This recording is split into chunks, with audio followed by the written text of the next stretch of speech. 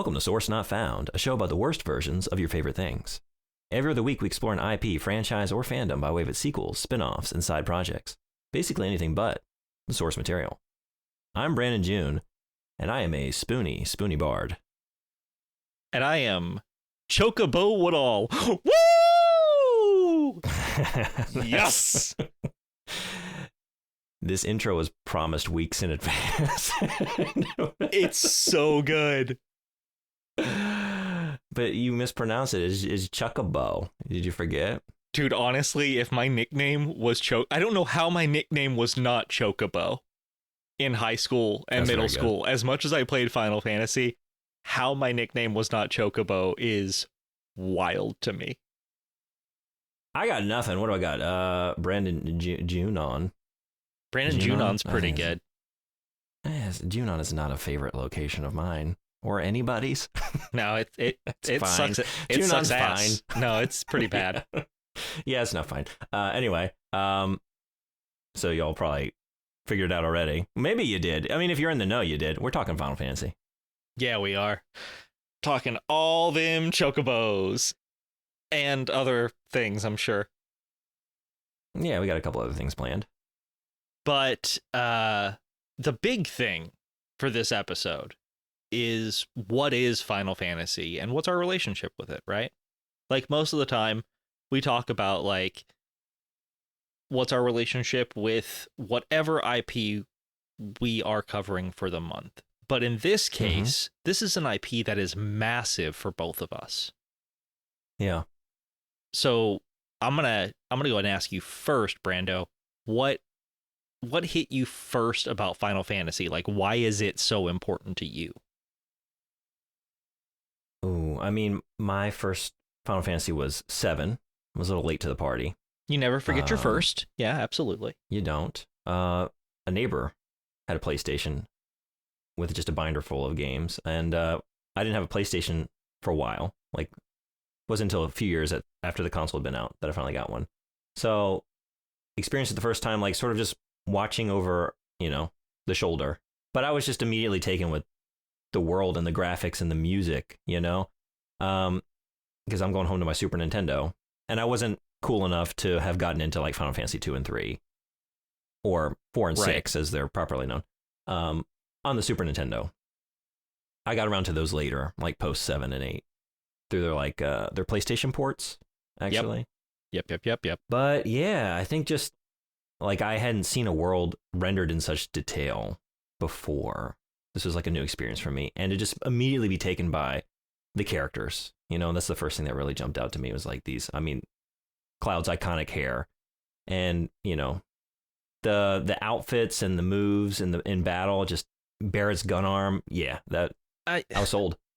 I kind of want to go with you on that for 1 second.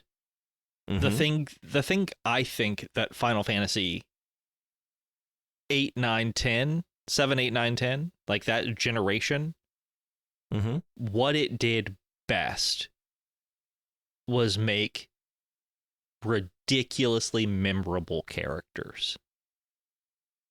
Like, yeah, I mean, I would even argue like for the time 4 and then 6 as well. But I mean, like you look at Cloud Strife and that silhouette is unmistakable.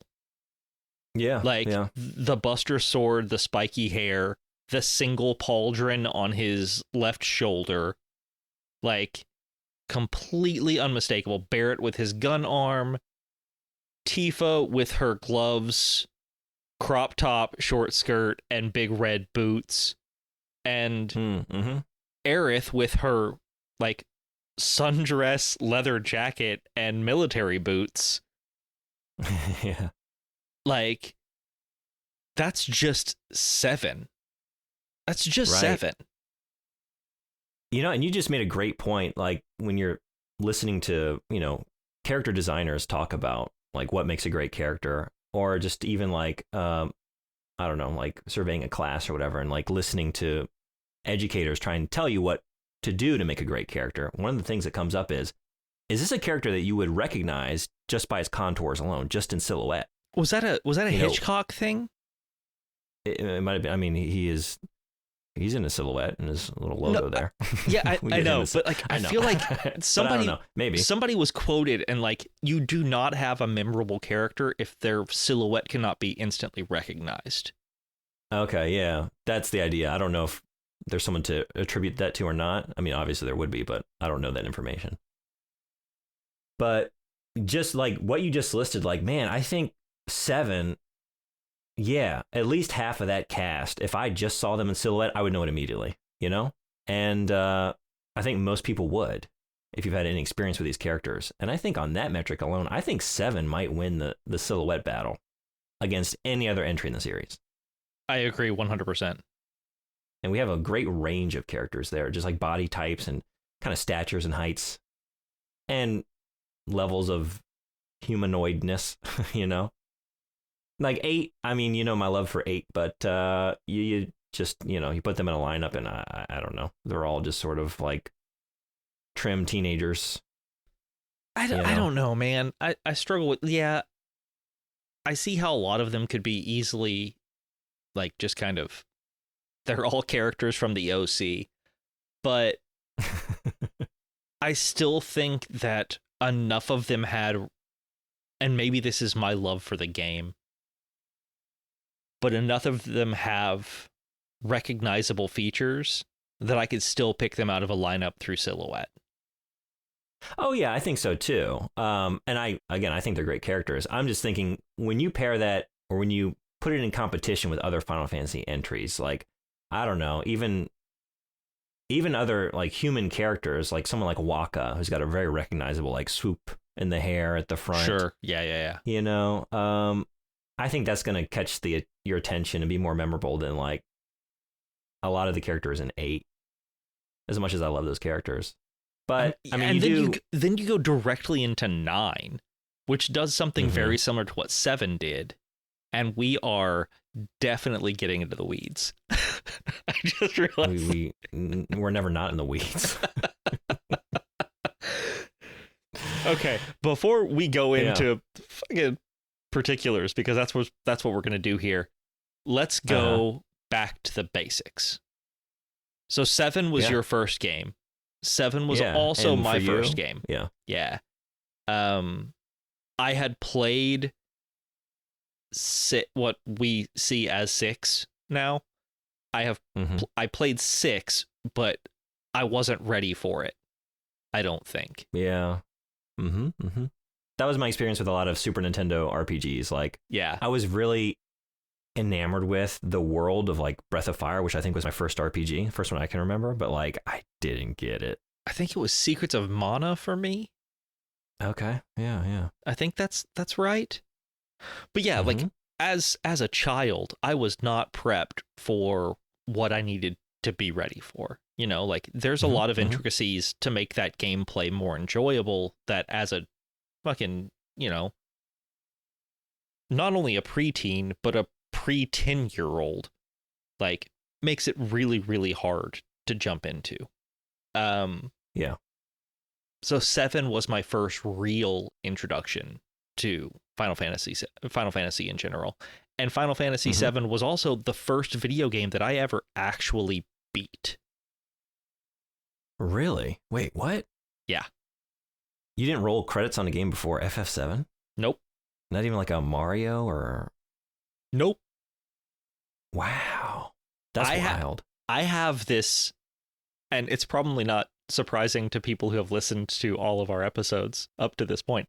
I have this horrible, horrible fear of things that end, or being left behind by something, or being abandoned by something. And a game rolling credits and me finishing a game means closure. And I was never prepared for that until Final Fantasy VII. Because I had to see what happened. I had to see how this ended. That is crazy. For that to be the first game. That's like, I haven't seen a lot of movies. I've never actually watched a full movie. Like most of us, maybe we first saw like, I don't know, like Bambi or something, 101 Dalmatians, like a Disney movie. Like, oh, my first movie was Citizen Kane. And then I followed that up with like The Last Emperor, or just like, you know, just some like epics. Yeah. That's wild. Yeah, I've always had a really hard time. I will get to the last mission in video games and turn it off. Mm. Like I've always had that problem. I've always had that like mindset of I don't want it to end yet. Yeah, so I'm not going to let it end yet. Mm-hmm. Doing this with you, I've probably finished more video games over the course of this podcast than I have in most of my life. And I'm going to be completely honest with you, I could have done without beating Beetlejuice or Bible Adventures. Well, Beetlejuice is not my fault. That's all you. That's all me, baby. It's your fault. I'll take the blame is mine for Bible Adventures, though. I'll take that.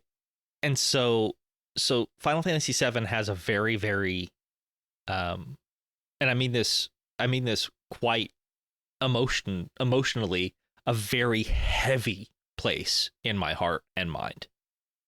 Mm-hmm. Because it was the first time that I looked forward to a story ending.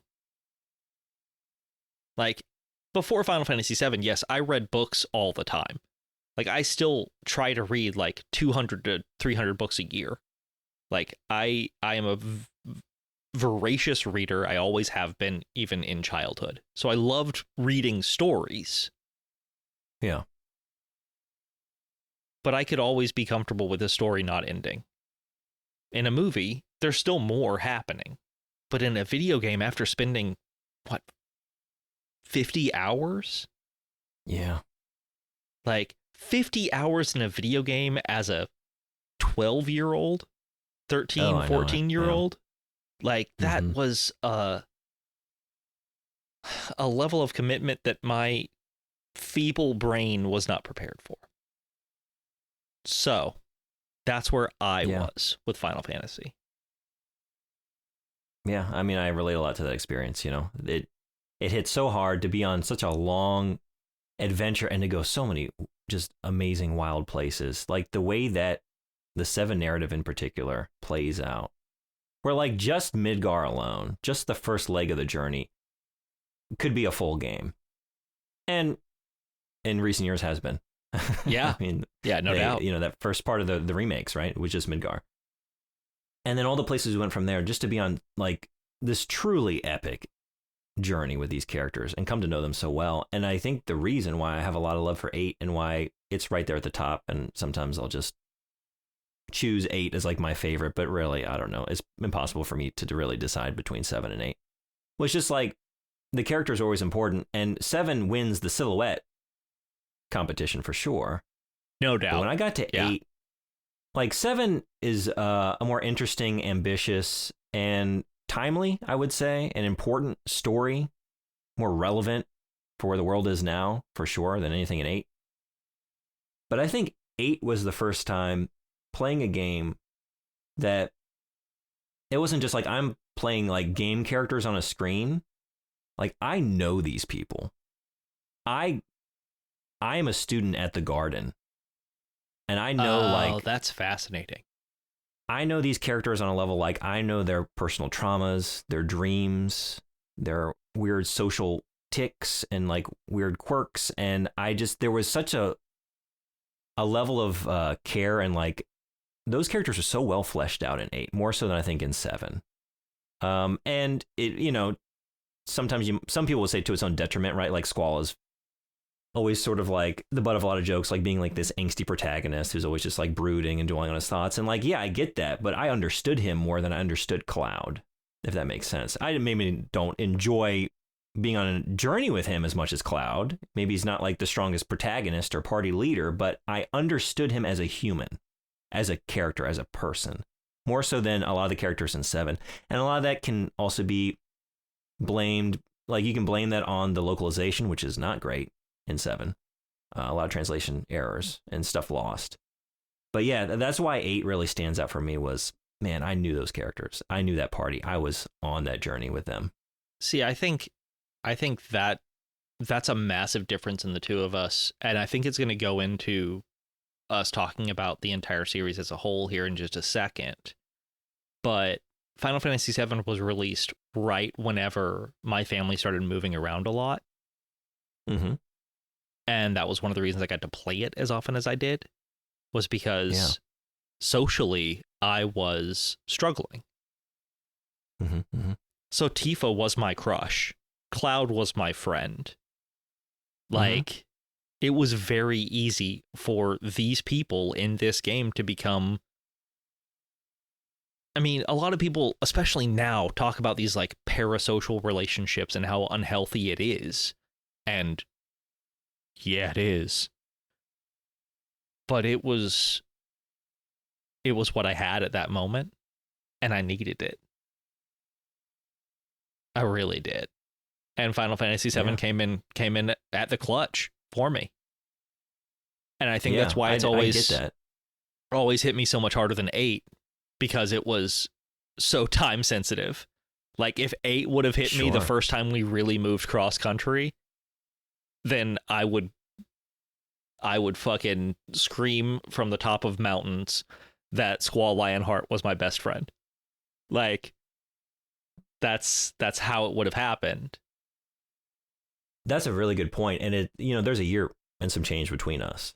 Yeah. And that can account for a lot in those years, right? And that's also like, it's so wild to think about now, but yeah, that was like the time in between releases with a lot of these franchises, like Final Fantasy VII. It was like a year or two. We had 7 in 1997. Mm-hmm. We had 8 in 1999. And then we had 9 in 2000. That is insane. That is insane. 7 hit the first time we moved out of state for my family, and it became a friend.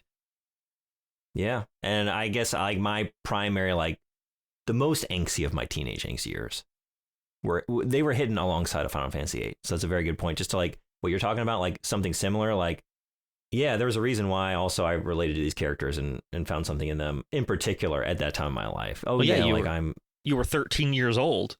You were chock full of that good angst. Yeah, 12. I was 12 when 8 came out. Yep. Oh, I was 13. Yeah. Mm-hmm. Wild. But yeah.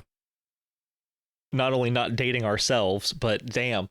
Final Fantasy. Now, I have to say, we're already moving into this episode pretty haphazardly, which is kind of perfect for how this is going to work today, because most of our episodes, we talk about a subject and then I introduce a trivia corner chock full of random ass information that either I already knew or that I have combed the internet or very rarely literature for. So today, the rest of this episode, for the most part, is going to be a giant trivia corner about the franchise of Final Fantasy, right? Like, what is it? Why is it? What are things that what are things that tie each game to each other game, sort of thing? And as much as I am loath to admit it, I am not Trivia Boy today. I will have some, but for the most part, Brando, you know these games so much better than I do. Well, I don't know about that. You might be loath to... I am equally like my scatterbrain self. Like, oh shit, I'm in charge of the corner. Oh my god. Hi everybody. The name of today's game is The Last Fantasy. No, fuck. I'm already it. Okay, so but I do have tons of questions because I've thought about this a lot, and things that I've always been curious about when it comes to this franchise. For instance, Square. Yeah. Right? That is the is it the designer or the publisher of the game series? Developer. So, I mean, these days, Square Enix, major publisher as well, but we're talking about... Yeah, but I'm talking about in the beginning. How did this happen? How did this fantasy become final? So, yeah, let's go back. It's usually source not found. I think today it's a little bit of a source found. I think it is, yes. Square, established in September 1983, is a subsidiary of electric power conglomerate Den Yusha, a company led by Kunichi Miyamoto. His son Masafumi Miyamoto he's the one to thank for them branching into video games. And yes, Miyamoto. But not that Miyamoto. Cool. More than one Miyamoto. Yeah. Both important for the game space. The name is referring to a golfing term. It represented its aim to face challenges head on. It also referenced a town square, emphasizing a production environment based on cooperation. So we basically have like the son, like, hey, I'm taking over. Like, I am sort of like a little bit more hip to new fads. We're going to go into video games. That's interesting. I didn't think about the golf terminology of like hitting a ball square on. Or squaring up to the tee. Like, I'm glad you're here. I read those words and I didn't even really understand what we're talking about. I could be completely... Sports not found. Sports not found. I could be completely wrong here. But I think when you walk up to like a teed up golf ball, you square up to it. And in doing so, you line up your entire body to help direct the trajectory of the ball. Like, it is a very like conscious effort to both physically and metaphysically line yourself up with where you want the ball to go. That's really cool. Yeah. So video games, the age of video games had come for Square. Miyamoto was recruiting for this new endeavor. He opened like an internet cafe like salon in Yokohama. Was offering jobs to programmers. So this is when he hired a Hironobu Sakaguchi and Hiromichi Tanaka. So Sakaguchi, yeah, Final Fantasy, synonymous with the franchise and what I would argue is the best era of the games. So wait, director or executive, yeah. Question: is this pre Final Fantasy 1? Yeah, we're talking about like the early days of Square, so like the early to mid 80s. Like they're just getting into, nothing Final Fantasy yet. We're doing stuff for like the NEC PC 8801, like the Death Trap. They're doing ports. Got it. Doing okay, things like cool, Dexter cool. and yeah. So Sakaguchi, he wanted to be a musician. He was a computer science major at Yokohama National University, but he really was interested in music and kind of was thinking like, yeah, I'll do this as like a part-time gig to help, pay for university and get by. But really, so Tanaka alongside him there is to thank for like him getting into games, because it was on Tanaka's Apple II computer that Sakaguchi fell in love with the game Wizardry, and that got him into role-playing games and kind of took over his life. He stopped going out. He just started doing like all-nighters with Wizardry every night. Been there, not with Wizardry, but with Final Fantasy, obviously. So yeah. Wizardry is not. I've dabbled in that series, but it's a little bit too far before my time for that to really grab me. But I've definitely been there with Final Fantasy.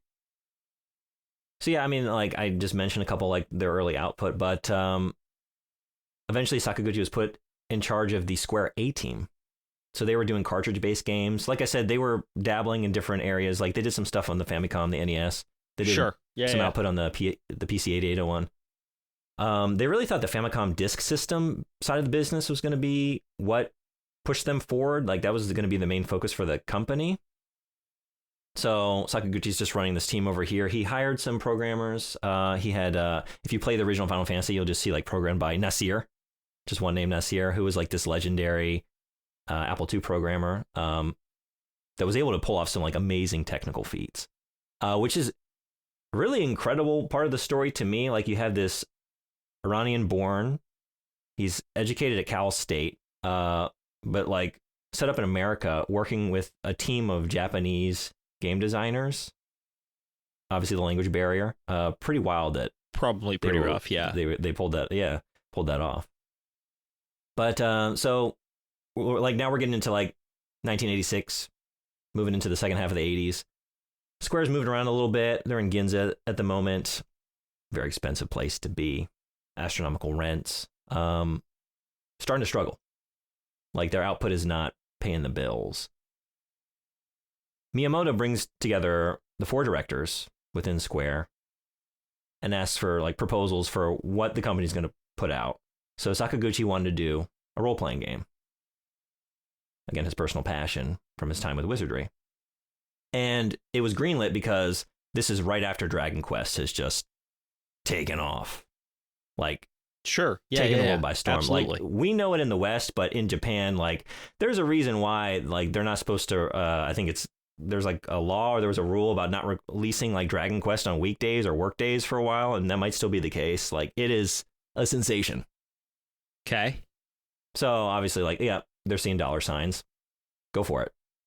But I think this is where it gets interesting to me, because a lot of the things we enjoy and appreciate about Final Fantasy and a lot of the recurring motifs we know, it's almost like knowing a thing by what it chooses to not be as opposed to what it is. Sure. So much of Final Fantasy was made in, I don't want to say opposition, but in reaction to Dragon Quest. Sakaguchi wanted the inverse of that, like the exact opposite. Whereas like Dragon Quest has a lot of very cutesy characters and like an upbeat visual style and like just a more simplistic adventure in that original game. Sakaguchi wanted like a complex narrative, and like he wanted the sense of sabishi, like a loneliness to the world. He wanted like an adultness to the world. Okay. I mean, I see it. Yeah. Yeah, I mean, if you look at that original game, if you even just look at the box art of the original Final Fantasy, the Japanese box art, it's this beautiful Amano illustration, very like ethereal, watercolors flowing around. It's gorgeous. And it captures the imagination, but is not like the typical Famicom, like cutesy, recognizable characters. It's not the recognizable silhouettes, you know what I mean? To like grab the attention and be memorable. Definitely. On that metric. And yeah, you get into the game and you get that theme, you know, over like the blue screen, and it's all in Japanese text, which you might hear that and say, well, yeah, it's a Japanese game.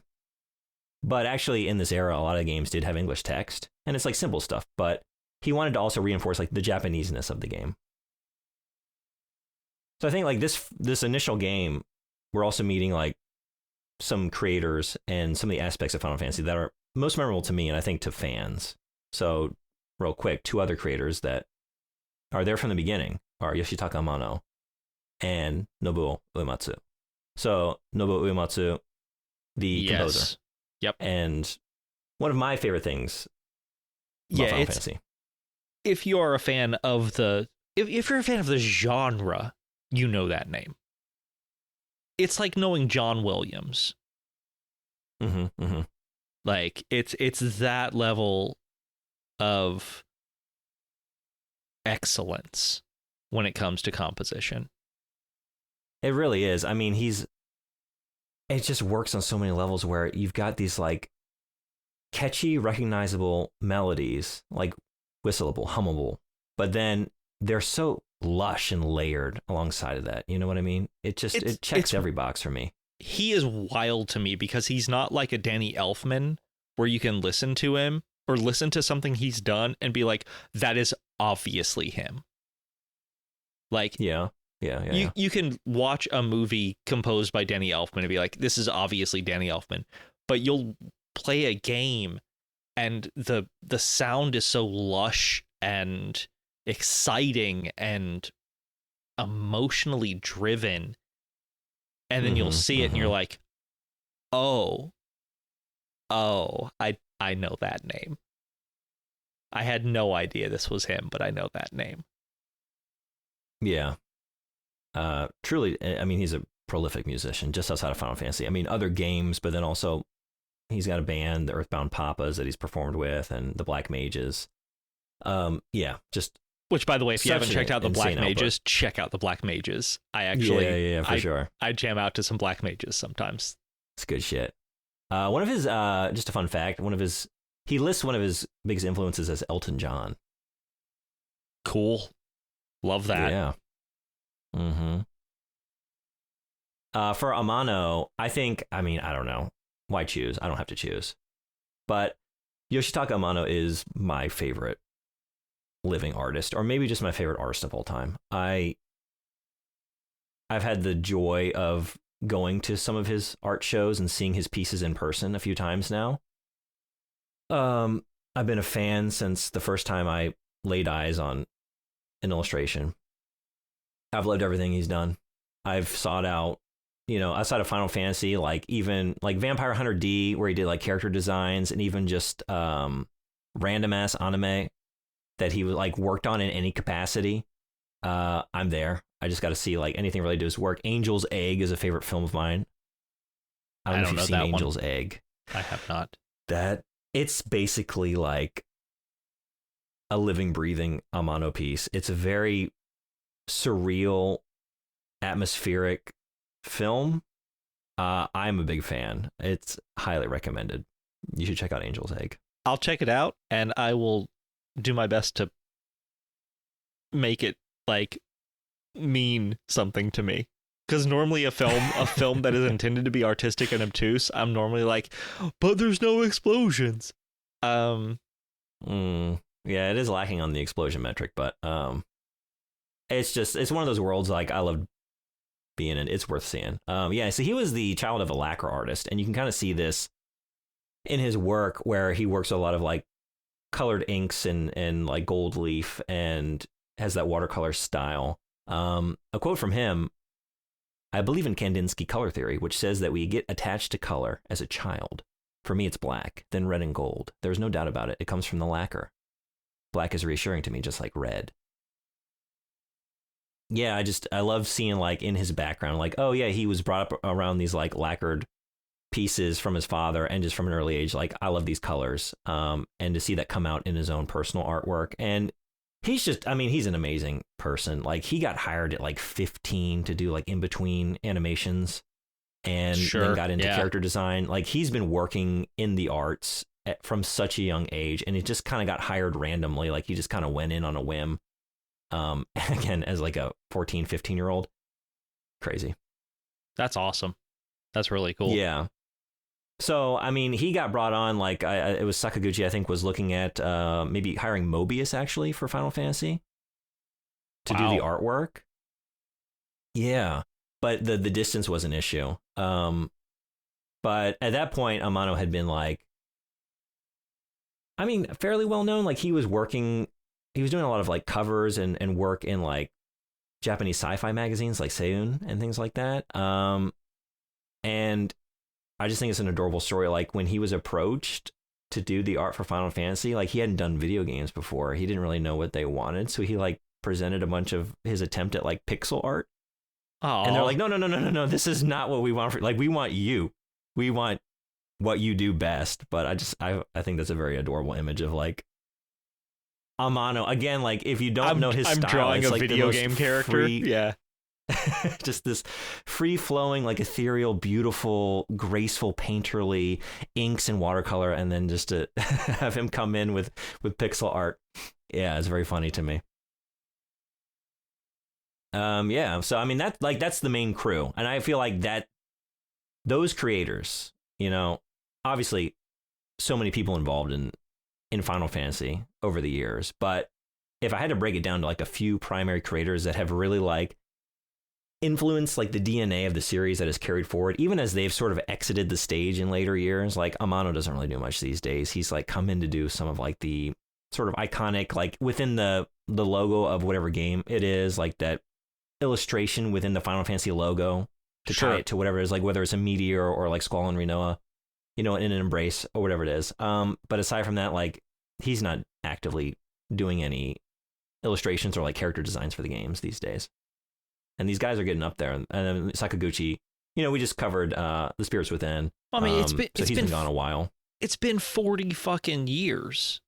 Like it's crazy, right? Yeah. Like they're allowed to be tired, I think at this point, Yeah, I mean, that's the amazing thing about this series and why we haven't really done this before to any great degree, like looking at the source of things. And it's like, well, within this franchise, you have the history of an industry. Yeah. You have the history of the medium. And you have a history of the genre. Like, yeah, this was JRPG, right? Like, Shin Megami Tensei, I guess, in a way, like also was a pioneer in the entire genre. But JRPGs, like this is one of the places it started and gained a strong foothold. I think. I could be wrong. I'm sure. I'm an American. I don't like JRPGs are what I am given as opposed to what's probably more accessible at the time back then. So I have like one final little fun thing about Final Fantasy, like the original one, before we just kind of talk about the series as a whole. The name. Final Fantasy. God, I want that. I've been craving this explanation, Brandon. Have you heard, like, there's a sort of apocryphal story, like, I had Square a guess. was on the way out. Yeah, my guess was this was Square's swan song. Like, this was its last gasp before it had to be done. So it was, in fact, its Final Fantasy to keep its dream alive. Yeah, that's usually the story that gets thrown around. Like I mentioned earlier, like Square was having financial difficulties. So they, it's a great story. It's a very satisfying narrative. Like they threw it all into this one, Hail Mary, last ditch effort to like, okay, we're going to try it, bet everything on RPG. And this is all we got. And then it took off and saved the company and became what it was. And yes, kind of. The thing is, like, there's a couple different stories going on here. So Miyamoto greenlit the game. Sakaguchi, like I said, he had been going through university, was interested in being a musician. He had resolved to quit Squaresoft if this project didn't work. And he was just going to finish his college degree and be done with the games. Like, this was going to maybe be the last game he ever did professionally. So on a personal level, he called it Final Fantasy. And then also you have the difficulties with Square themselves. So in that way, sort of like a final effort. But really, in later years, he's kind of come out and said, like, actually, I just wanted something. I wanted to use the letters FF. I wanted something that could be like shortened in like Romanized into just 2 letters. And then like in Japanese, it's just F. So like 4 characters. Easy to remember. And maybe just okay, hang on. 2 things. One, sure, it fucking worked. All right, like most people say FF7.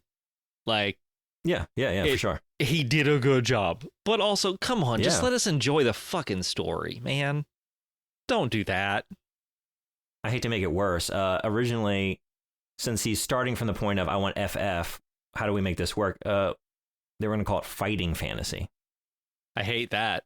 I hate that 100%. They changed it to avoid issues with a game book series of the same name that had already been released. I hate that name. So he's like come out and like confirmed some of these theories and stories, but he basically said like the rationale for choosing the word final, it was a back to the wall type situation back then, but any word that started with F would have been fine. Fucking fantasy.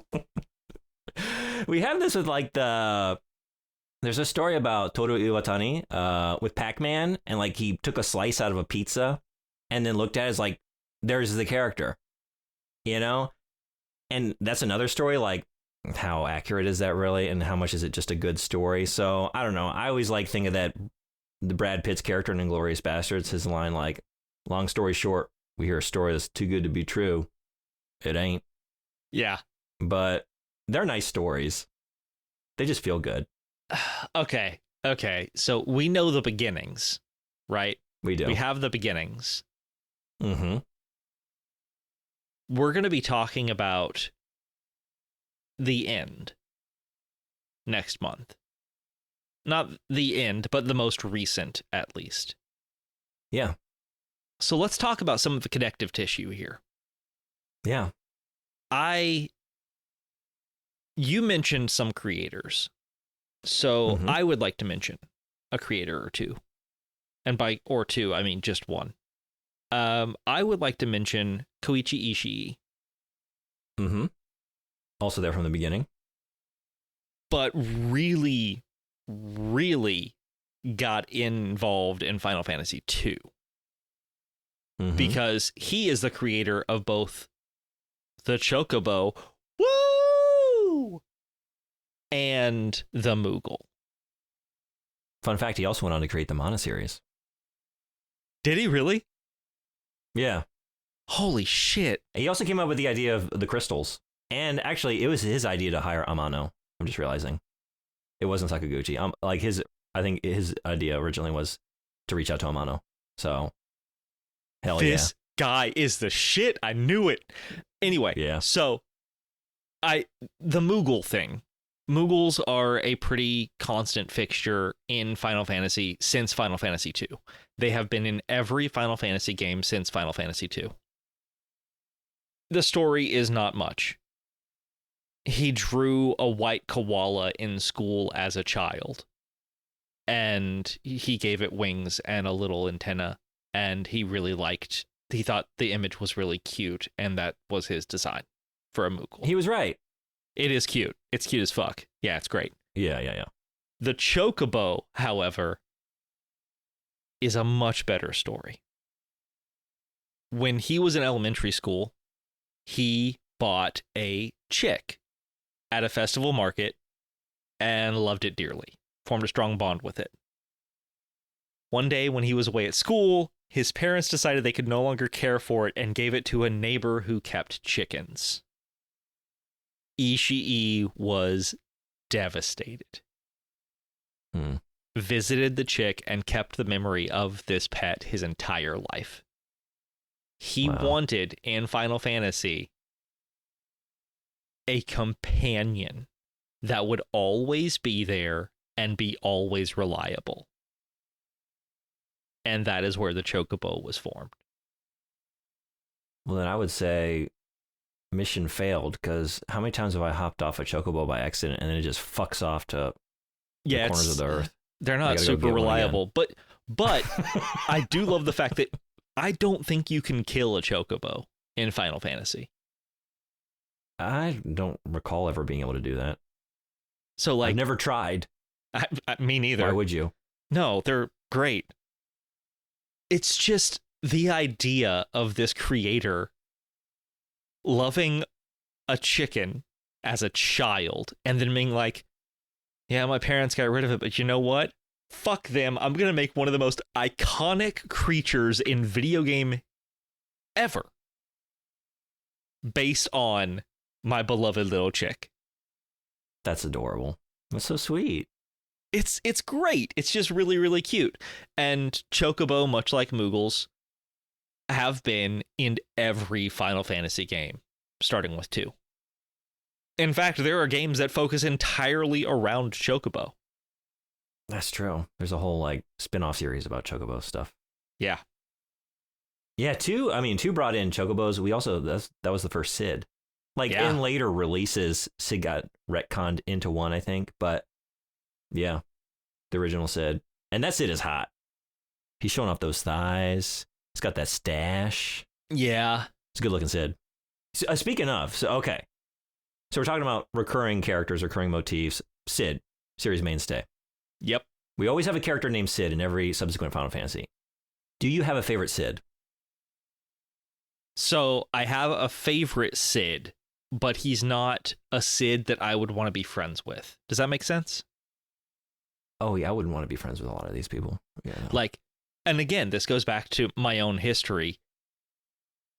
Sid Highwind is like the uncle that you hope doesn't show up to the family reunion, but you hope sends you a Christmas present because you know it'll be cool. He's the uncle that, when you're 8 or 9 and you're everyone's on the patio out back and he's like, hey, come here, kid, have a sip of my beer. And you think he's the coolest uncle in the world. And then you age 7 or 8 years after that and oh my God, this guy, he's coming. He is a rough dude. He's the guy who's again, like you said, to an 8-year-old, hey boy, you ever had a cigarette? No, sir, I haven't. You should try mine. Yes, sir, I will. And then you grow up and you hit, your teenage years and you're like, you're a bad man.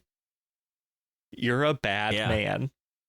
Honestly, like, Sid Highwind came to mind for me, like, because I played 7 and I really loved his character as a kid playing through that game. And then you play it in later years and you look at his domestic situation and the way he treats his wife and like, oh, this guy ain't great. Yeah. The problem is I cannot for the life of me recall Sid from 15, but I think I recall him being cool. 15 Sid. Does he run the garage? I think so. Yeah. Because like he's super protective of Cindy. Right. And like he seems like he's got his shit together. A little bit of like a gearhead, but at the same time like a protective and loving father figure. Like that's the Sid I would want in my life, I think. Yeah, that's not a bad choice. Yeah, that's the thing. Like, Sid is always a totally different character. I mean, every Final Fantasy is a totally different world and story. I mean, most of the time, unless we're dealing with a sequel or... So, Sid likewise, but there are commonalities, like usually related to engineering or mechanics of some sort. A lot of times, like a fatherly presence. 8, the Sid in 8 is the headmaster of the garden. Yep. Also, I'm gonna say it. He's a lame Sid. He's a principal. He's a lame Sid. He's lame as fuck, dude. It is cool to like get deeper into that game though. When you find out that Sorceress Idia is his wife. I mean, yeah, he fucks, but he's a lame Sid. Like he fucks. I mean, you look at him now, it's like he's got that like that flowing hair. Like he's a good looking guy. I would like to put this out there, and maybe I'm wrong, but I think every Sid fucks. Maybe that's the only thing that brings them all together. Every Sid fucks. Yeah, for sure. My favorite Sid is I think Sid Polendina from 4. Just I don't know, like he like to me Highwind as well, but like associated with like airships and engineering and just like he is like the ultimate like archetype of like the sort of crazed like inventor, like wild engineering mind. He gets the party out of so many jams, you know. He like upgrades the airship, he throws the drill on there, and is just like his sprite. It's just like the goggles and the helmet and then just the big beard protruding, and he's a very memorable character to me. I'm a big fan of that Sid in particular, and it doesn't have the baggage of Highwind, you know. Yeah, which agreed. Is nice. Yeah, he's a like an artificer without being a misogynist, which is nice. I have one more big thing to bring up. Mm-hmm. And this is my last big connective tissue between every game. And you'll have to correct me if I'm wrong on this, because I think this is something that I have kind of put on every game as opposed to it being overtly stated. But we talked about it a little bit with the Spirits Within, right? How one of the things that is so intrinsic to Final Fantasy is being aware that the world is a finite resource. That we are killing her.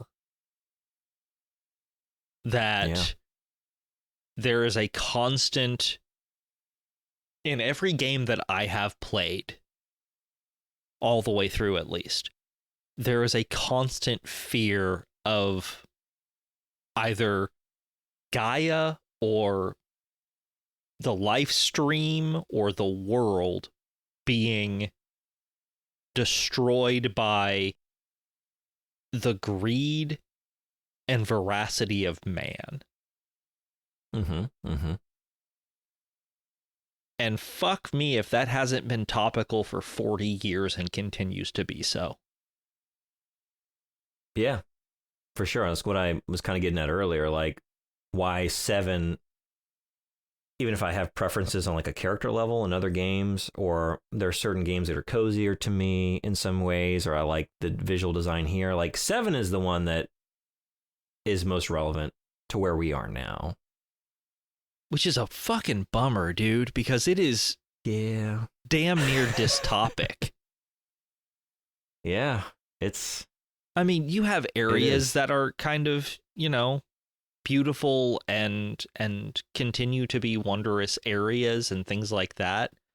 But it is a hair's breadth away from being a dystopia.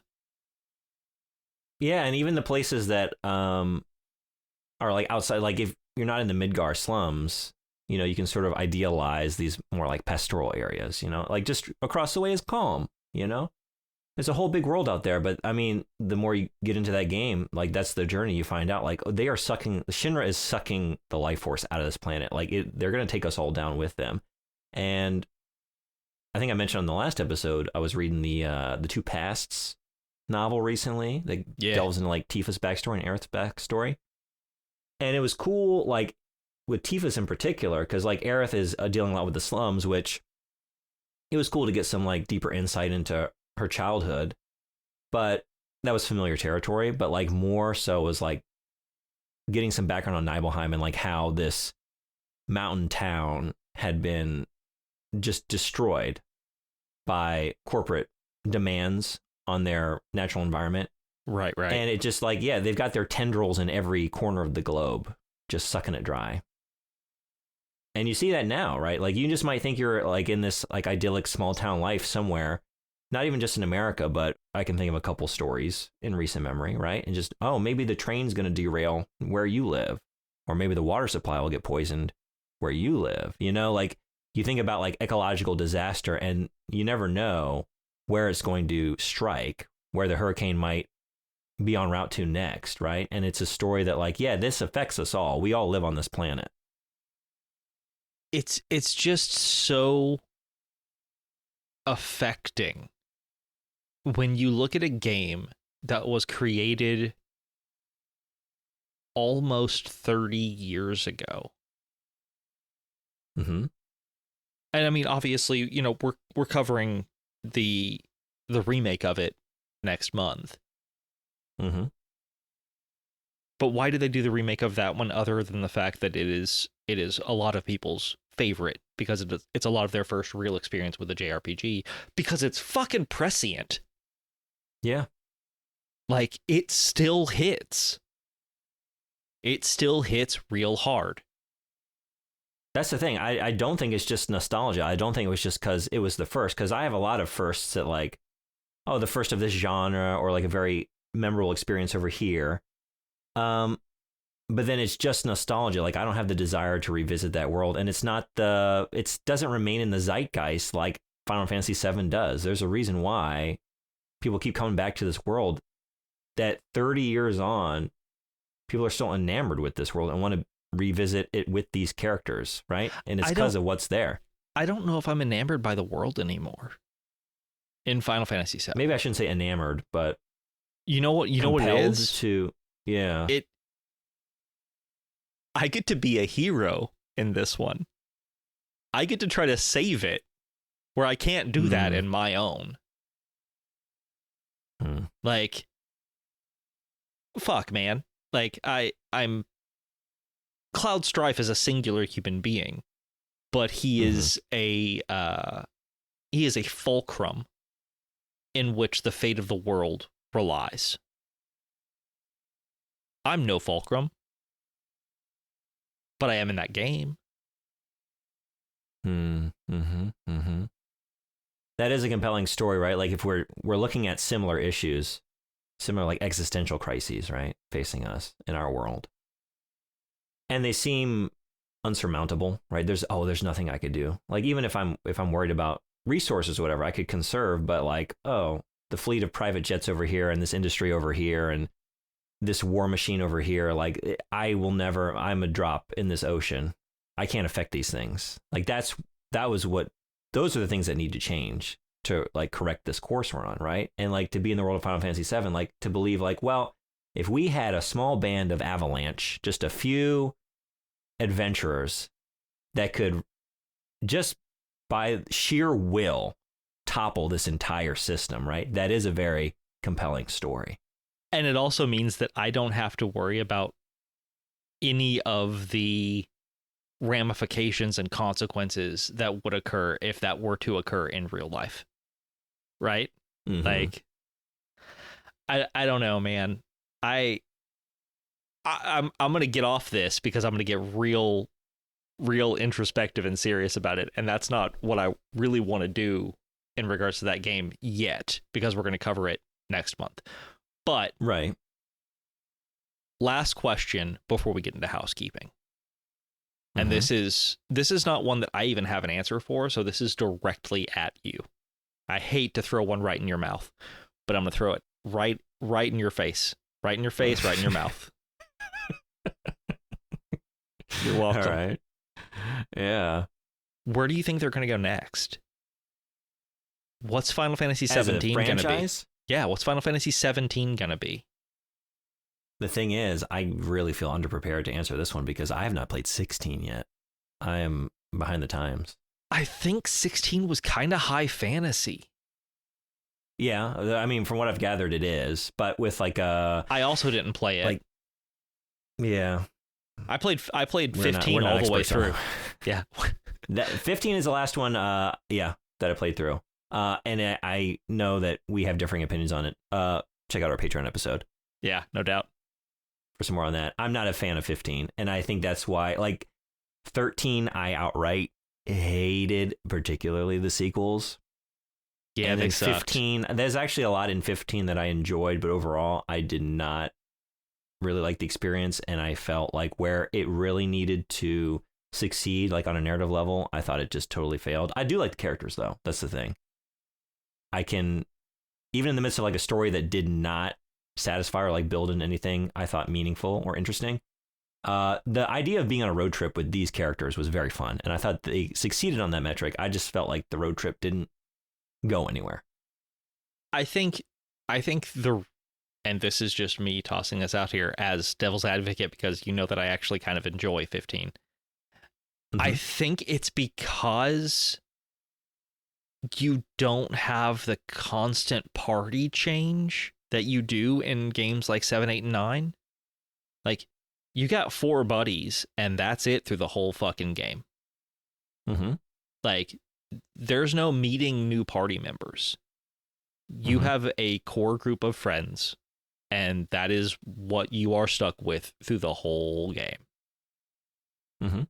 Where the games that you and I love the most, 7, 8, and maybe 9, you are constantly getting new people to rotate in and out.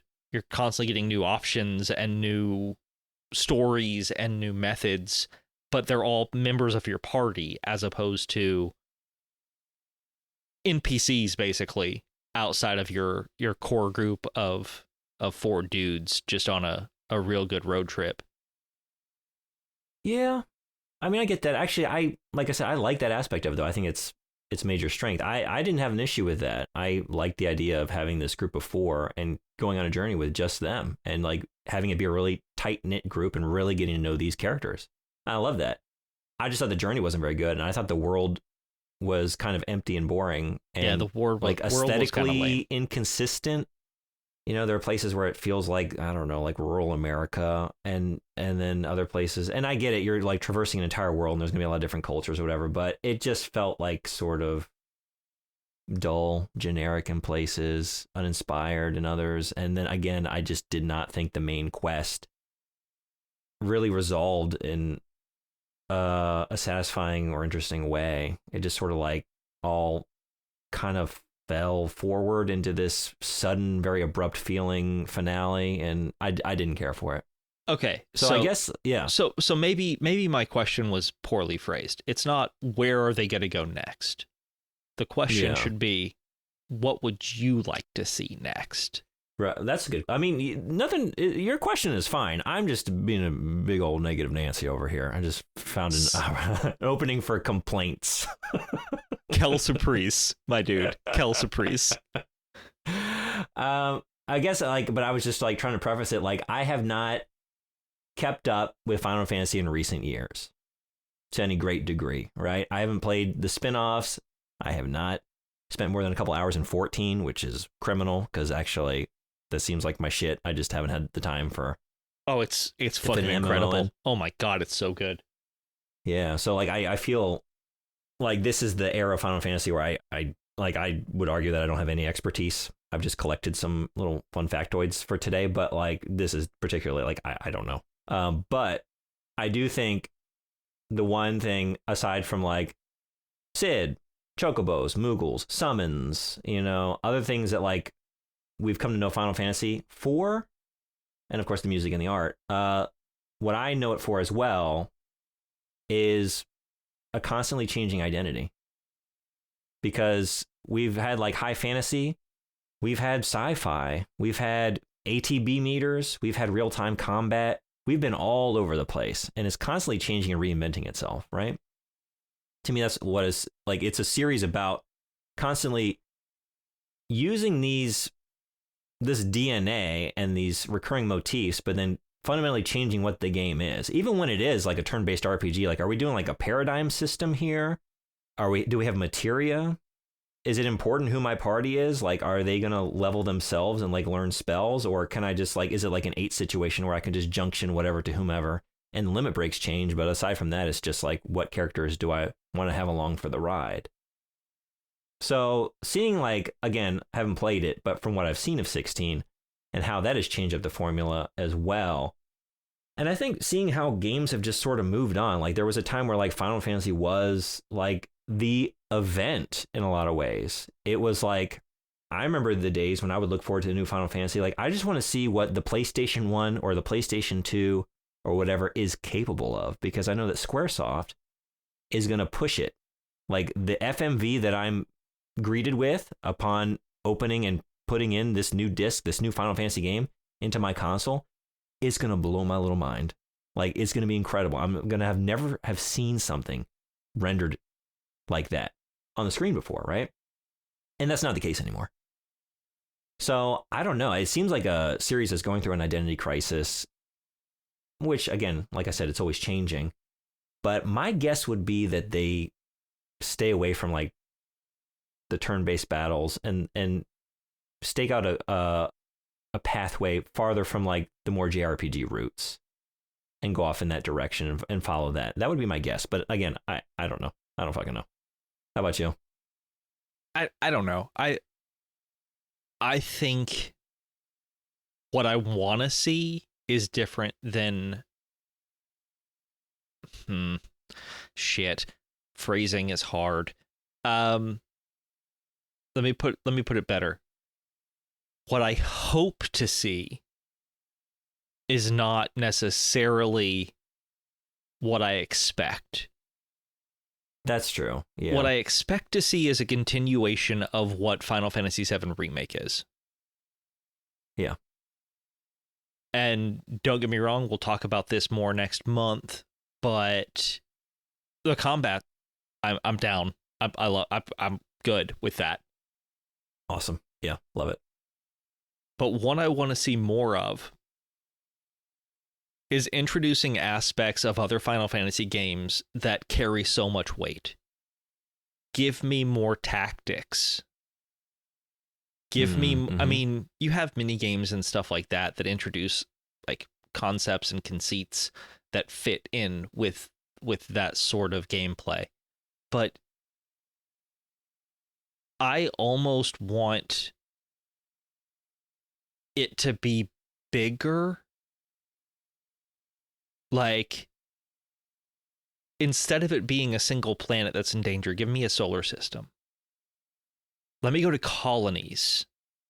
So you'd like to lean more towards the sci-fi end of the spectrum?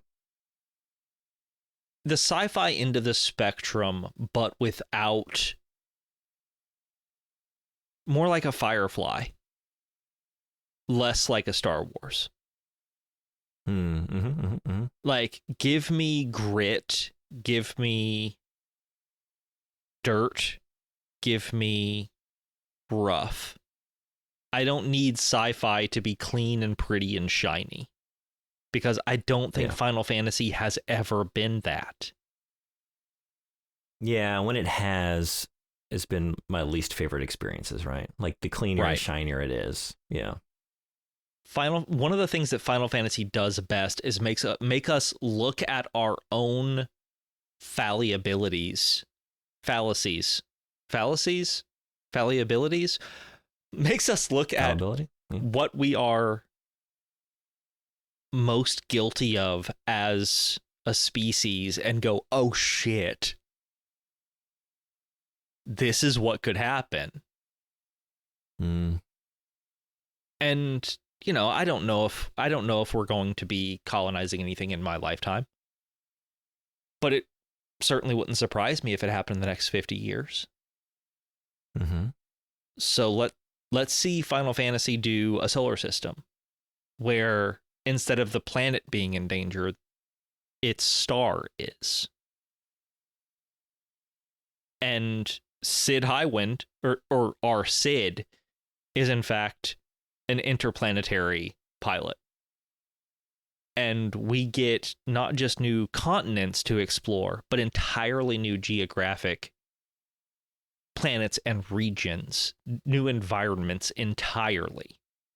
Instead of it being focused on saving one world, we are instead focused on not just saving the solar system, but also saving ourselves. I want to see more damaged characters that need saving.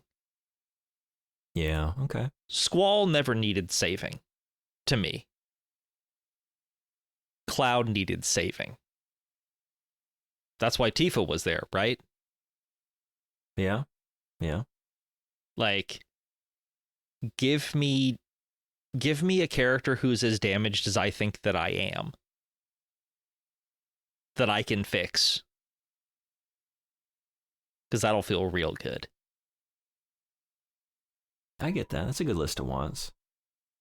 Yeah, I guess I kind of answered a different question. I think I answered your original question. Trying to think of where the series would go. What I would like to see it do, I don't know that I really have any desires on the minutia kind of level. I'm kind of open to any sort of experience. I want the game to just make me feel like the older games did. And I think, again, not to delve into remake stuff because we're going to get to that, but a lot of the problems I've had with that thus far, and just modern Square's output, and just I want to say the Kingdom Heartsification of things, which just the storytelling and the just highly convoluted, multiverse laden kind of narratives that we've been getting. I'm really tired of that, and I think getting to a simpler place to really hone it back down to what is this story about at its essence? What are the themes? And really exploring that and not getting overly convoluted with hundreds of characters and timelines and different dimensions and bringing it and breaking the fourth wall or getting meta with it. I think that's not the way I would like to see this series go. And it's kind of been there with a lot of the sequels and some of the mainline titles even in recent years. And I don't think it's a strength. I don't like a lot of the Tetsuya Nomura influence, which I know he's been there for a long time. He was a character designer on 7, the original 7.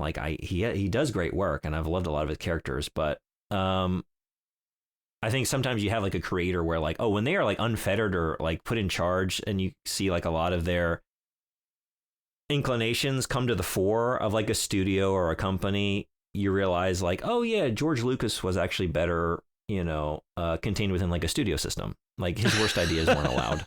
Yeah. That kind of shit. We didn't have Jar Jar until he was in full control. Yeah, stuff like that. Yeah, and I just honestly, I would love a Final Fantasy to make me feel like Elden Ring made me feel. I want the way games like that, like Elden Ring and a few other games in recent years, where just I feel like I'm 10, 11, 12 years old again, and I could just spend all afternoon wanting to not feeling compelled because there might be a treasure, or I want to get an achievement, or I need to level up, but just the joy of exploration. I want to see what's across over on the other side of that hill, or on the underside of that cave, or wherever it is, because of the joy of exploration. I want to know. There's something sparking my interest, something drawing my eye to there. What's over there? And without fail, it's always something interesting. Not a dopamine, whatever, a little treasure. I mean, there usually is something, but it's not about that. It's about the joy of seeing what new, strange, surreal, beautiful, horrifying environment might be there, and it delivering on that promise. And I felt like the reason I've kind of fallen off of Final Fantasy in recent years is because it has not delivered on that metric for me. I don't care what's on the other side of that cave or hill or mountain or ocean a lot of the time, because it's usually like derivative of things I've seen before, or kind of like what I was saying with 15, like kind of uninspired, a little too familiar, a little too dull, or the narrative like has already shit the bed, and I just like there's nothing pulling me through to want to be there with these characters. So honestly, if it succeeded on that metric, I'll happily come back, and I'll be there, whether it's in space, whether it's high fantasy, whether it's like Magitech and sort of like a mix of the two with like 6, 7, 8 kind of era. Yeah, that's not really all I want. I genuinely don't think they can do high fantasy. Not after Elden Ring. Not and give you what you want. Like, no. We need to do Magitech, or we need to do, and even sci-fi. Like, you've got No Man's Sky. Like, and even with high fantasy, like, not even looking at Elden Ring, look at fucking Breath of the Wild, Tears of the Kingdom. Like, they gave me that same feeling that I used to have. That childlike wonder. But yeah, that description hit harder than I expected it to. Like, that's very much what I would love to see every video game do. Yeah. Especially ones that mean something to me. Oh, go ahead. Yeah. No. That's all I was going to say, is especially ones that I feel like could mean something to me. I mean, your idea there too, like, I like that. And that's the other thing it could potentially do. Like, we love the tropes. We love the commonalities in Final Fantasy. Like, yeah, when the Moogles show up and the Chocobos show up, like, again, it's cozy. It feels like I'm being embraced with a warm hug. Like, yeah, these are like the familiar friends are here, right? But at the danger of potentially becoming stale, or like, but what else do you have to show me? Like, you have to, like, you can't just run on the success and the momentum of these past triumphs and these past creations. You have to bring in something new eventually, or it just festers, right? But if you're going to like a dimensional, like cosmos spanning thing, like, what does a black mage look in like a far future, right? What do the chocobos look like in this kind of society, right? Can you imagine having to breed a cosmic chocobo? Right, yeah. Fuck yes, its feathers shine with starlight. Okay. Yeah, all right, I'm fucking in. Squaresoft, call me. Let's go. There's an opportunity there, right? To really change up the formula and like bring in the familiar and just reinvent it or reinterpret it in a new environment, in a new context. I would love to see that. Yeah, me too. Also, Cosmic Chocobo, please come at me. I mean, like, it might not be it's definitely not the golden era of Final Fantasy at the moment. But it is a golden era of video gaming. Like, I think like that's another problem, right? There's so much good shit, everywhere you look. There's constantly more shit coming out. Like, we are in, I would say, a period of time that is an embarrassment of riches when it comes to entertainment. And in regards to that, we will be covering some of that recent entertainment next month when we cover Final Fantasy VII Rebirth. That'll be the end of February. Prior to that, we're going to talk about maybe some Advent Children action. That could be good. On the Patreon this month, we did our ideal Final Fantasy party. You should check it out, because honestly, it gets a little buck wild because Brandon and I disagree about everything but one. Every single person but one person. We disagree. Yours on gets buck wild. Mine gets very sad, somber and sad and dead. And next month for Patreon, I think we're gonna go romantic. You guys are really just gonna have to check that one out. Housekeeping. housekeeping, always a good time. You can check us out on all of our social medias at Source Not Found Podcast. You can email us, please do, at sourcenotfoundpod@gmail.com. Send us anything you think about anything. We just like, attention. Check out our YouTube, where we have a backlog of all of our episodes, as well as an archive of all of the games that Brandon has played on Twitch for the podcast. And speaking of Twitch, Brando, it's still Jankuary, my man. What's some weird shit that's been going on over there? Don't I know it? And actually, so I foolishly set some sub goals for the channel. If we hit the goals, which I thought were so ambitious that there was little chance of that, Jankuary would continue through the entire month of February. Thank you from the bottom of my very pained, stressed heart. Wait, did you make a hardcore whoopsie doodle? Jankuary is now 2 months long. But seriously, thank you. I'm overwhelmed. Like, it was a 60 subs for the channel. The month is not over. I was like, there's no way we hit this. We did. Thank you, everybody who contributed to that. Special shout out to Frederick and 13th Horseman. They were major contributors to that. So the jank will continue. Right now it's Sonic 2006, but there's so much shit on that wheel of jank. We just keep spinning it and finding more to play. Come on by and see what's next. Incredible. Sonic 2006. It's fucking tested me, let me tell you what. I thought, I started with Lord of the Rings Gollum, and I thought, this will be as bad as it gets this year. I was wrong. There's a big part of me that just wants to jump on and throw something on the wheel that is just going to absolutely break you. But I don't know if I love you too. That. I love you too much, bud.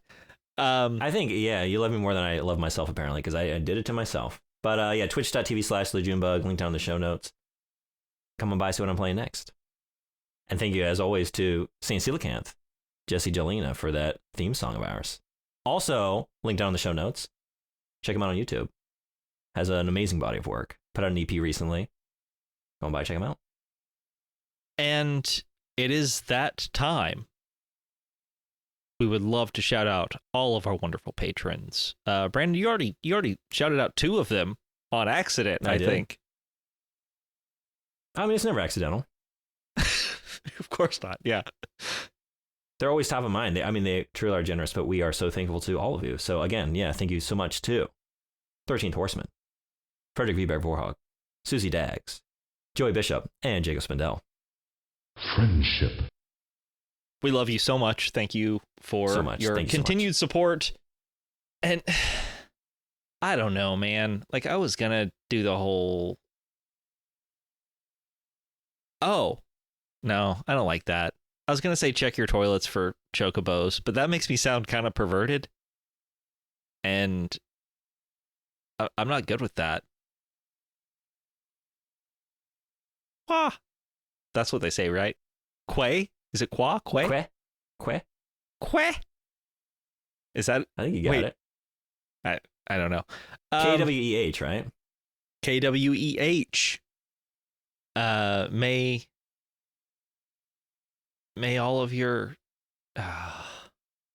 man, this is hard. You're very helpful right now. I go second. I'm just sitting here watching you struggle. I am drowning thinking of something involving fucking materia or I don't know, fucking... Check the live stream for your Sid materia and summon your Moogle to Gaia so that we can ride on Bahamut to the crystals and something cactuar. Stay square. Soft.